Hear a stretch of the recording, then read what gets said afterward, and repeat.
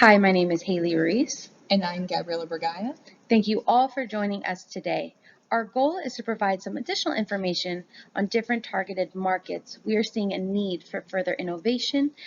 Primarily, we desire to do this through smart cities and the Internet of Things.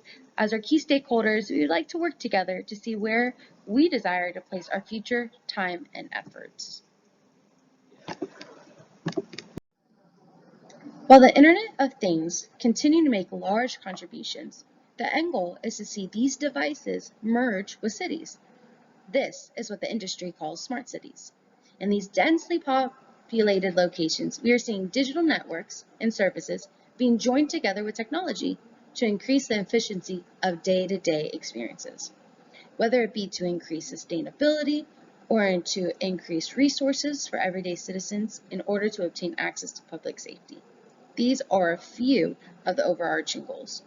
Smart cities, while they can be very technical, can be simplified as well to desiring an increase in the prosperity of its residents while maximizing equity for its businesses.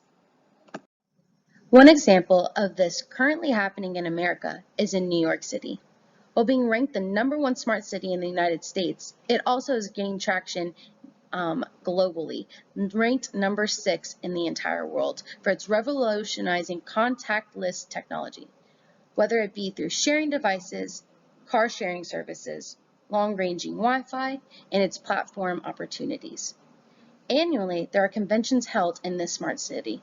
One that has received great traction is called blockchain initiatives. If we desire to make changes to the sharing device industry, we should think about attending the blockchain initiative this upcoming year. It would be extremely beneficial to our goal and potentially receiving additional funding. Here, our organization would be able to potentially meet other investors and innovators to further expand our influence. This initiative's main purpose is to give resources and opportunities to organizations and individuals that have not only created inventions, but also created innovations. They receive a platform in order to be seen in hopes to receive funding for their sustainability efforts. This can be extremely beneficial to us if we decide to proceed with that route. Before we start identifying the issue we are currently witnessing, let's dive a little deeper into how we plan to make some changes. The Internet of Things is going to be one of our biggest assets. A high-level overview of the Internet of Things, simply put, signifies an immeasurable number of things that are connected to the Internet where data could be spread among many different networks. The whole idea of this Internet of Things was actually coined in 1999 by a fellow entrepreneur named Kevin Ashton. Now, what was the overall goal of this? Simply put, it was to improve the quality of life and guarantee efficiency of systems among many different arenas such as manufacturing and healthcare. While the previously listed arenas are being influenced by the Internet of Things, nationally, the Internet of Things has been coined by its advancements in public transportation and automotive vehicles. If I can turn your attention to the data on the board, you can see how just in the last year, 10 billion IoT devices were active. You can see through our projections display exponential growth. In less than 5 years, we will be going from 10 billion devices to 30. A large contributor to these active devices are cars. As you can see on the slide, it is written that one of the biggest innovations is in the car aspect. An example of that is, of all the forms of transportation, driving by far is still the most dangerous. So in turn, government officials are trying to explore ways to leverage this and make the road safer.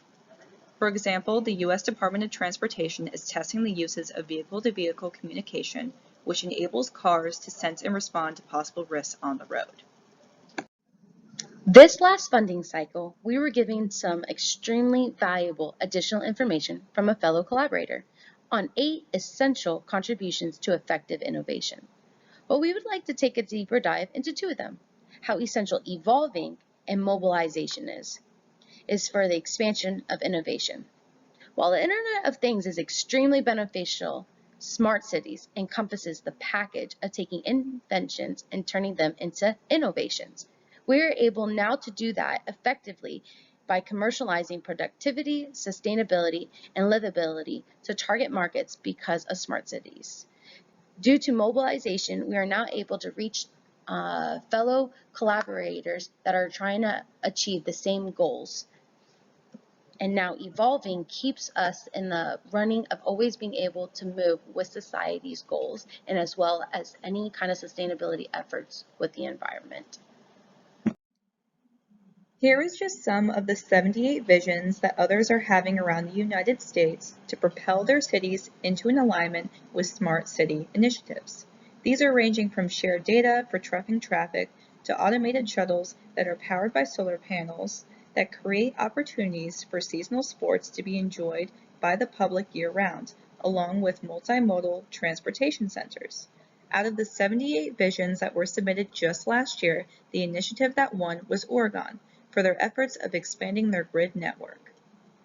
Once we are finished collaborating on what issue we identified to be our goal, submitting our vision to Smart City Initiative can be beneficial for receiving constructive feedback from a nationally recognized organization.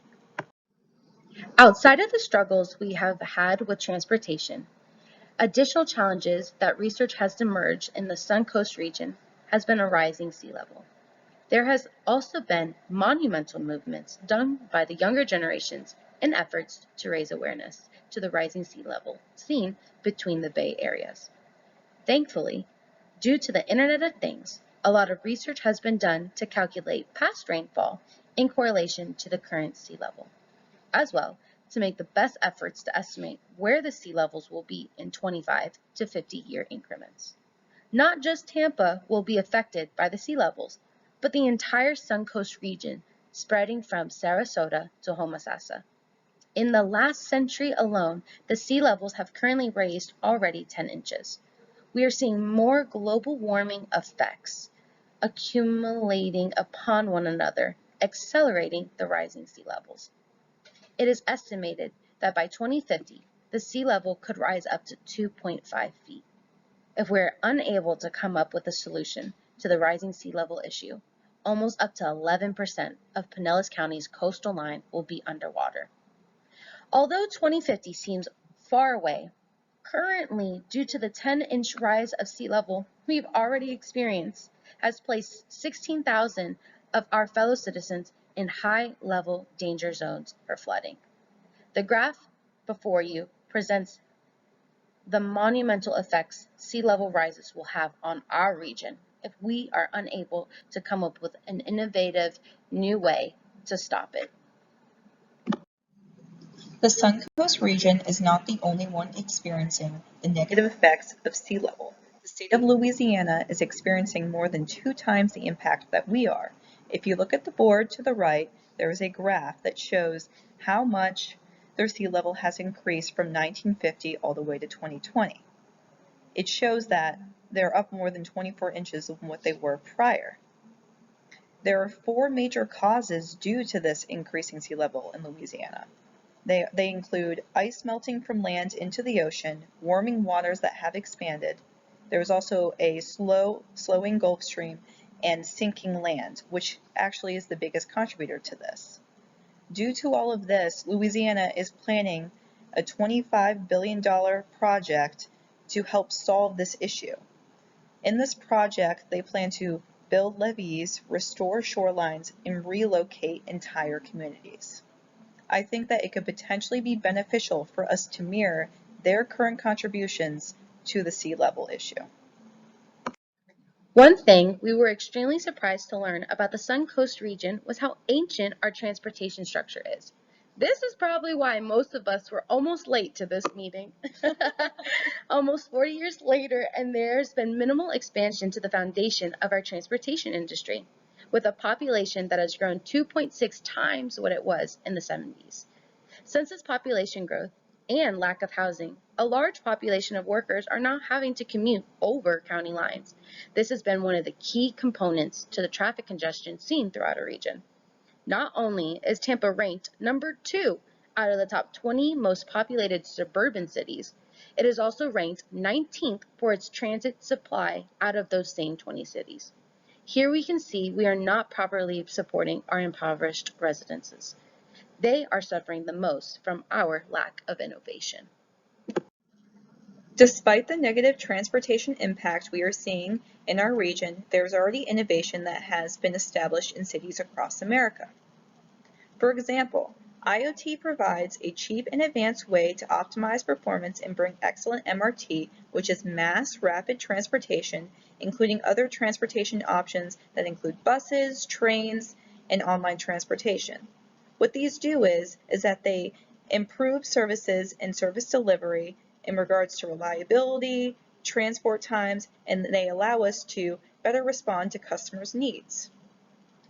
If we have been able to positively impact other cities with the use of IoT for the expansion of transportation options through trains, buses, and other mobilization, we should not only look into expanding bridges and creating more roadways, but potentially identifying a solution to a struggle to access more public transportation. We appreciate you all giving us this allotted time to share these concerns, as well communicate the expectations we see for growth in the future. We are now open to feedback on what we can proceed to do to incorporate IoT and smart cities in the Suncoast region. Our next goal is to identify who our target market is and a solution for either the rising sea level or the public transportation issue. Thanks, guys.